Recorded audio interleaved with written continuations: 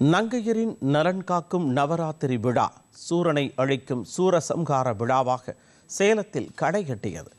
இதில் சாகச கலைகளுடன் மாணவ மாணவியர் வெளிப்படுத்திய திறமை பொதுமக்களின் கவனத்தை வெகுவாக ஈர்த்தது.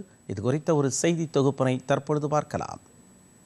தனலட்சுமி, வித்யாலட்சுமி, தானியலட்சுமி, வீரலட்சுமி, சௌபாக்கியலட்சுமி, சந்தானலட்சுமி, காருண்யலட்சுமி, ஜெயலட்சுமி, சரஸ்வதி, ஸ்ரீ ஜம்பு சவாரி என நங்கையரின் நலன் காக்கும் நவராத்திரி திருவிழா சேலம் மாவட்டத்தில் 9 நாட்களும் மிகச் சிறப்பாக கொண்டாடப்பட்டது.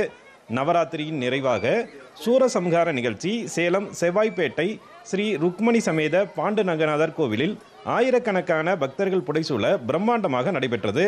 சூரனை அம்மன் அம்பு எய்து வீழ்த்திய காட்சி தத்ரூபமாக செய்து காண்பிக்கப்பட்டது. நவராத்திரி விழாவின் ஒரு பகுதியாக இளைஞர்களின் தன்னம்பிக்கையை அதிகரிக்கும் வகையில் தற்காப்பு கலைகள் மூலம் சாகச நிகழ்ச்சி நடத்தப்பட்டது. சிலம்பாட்டத்துடன் சிறப்பாக தொடங்கிய சாகசங்கள் ஒற்றை சிலம்பம், இரட்டை சிலம்பம், குழு சிலம்பம், வாள் மற்றும் கேடயத்துடன் சண்டையிடுதல், கண்கள் மூடிய நிலையில் கத்தியை வைத்து வாழைக்காயை வெட்டுவது என பொதுமக்களை பிரமிக்க வைக்கும் வகையில் சாகசங்களை மாணவ மாணவியர் செய்து காட்டினர். சிலம்பத்தின் இரு முனைகளில் தீயை வைத்தபடி செய்த சாகசங்கள் மெய்சிலிர்க்கும் வகையில் இருந்தன.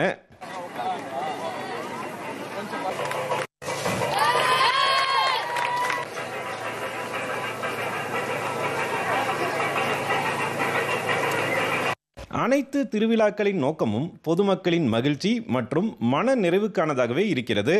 எந்நேரமும் செல்போன்களின் பிடியில் சிக்கியபடி தவிக்கும் இளைய தலைமுறையினரை அதிலிருந்து மீட்டு சுய கட்டுப்பாட்டுடன் அவர்களின் திறமையை மெருகேற்றும் வகையில் நவராத்திரி விழா அமைந்திருந்தது. பாரம்பரிய கலைகள் நம்முடைய உடலை மட்டுமல்ல உள்ளத்தையும் வலுவாக்குகிறது என்றால் அது மிகையல்ல.